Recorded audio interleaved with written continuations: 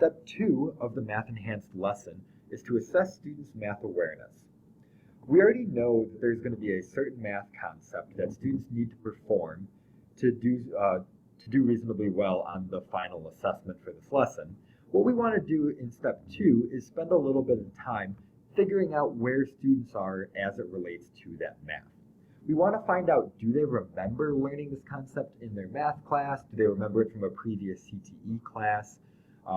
Can they describe what the math vocabulary is talking about?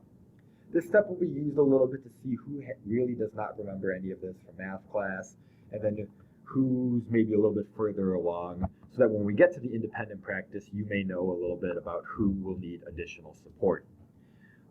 In this step, you can use a variety of strategies in order to figure that out. We've listed a number of them here. Maybe you just want to throw out a couple of questions to the class, have them work in quick groups in order to identify the mathematical vocabulary. Whatever you think is best, the best way to kind of assess your students' awareness of these math concepts. I'm going to show you the example here.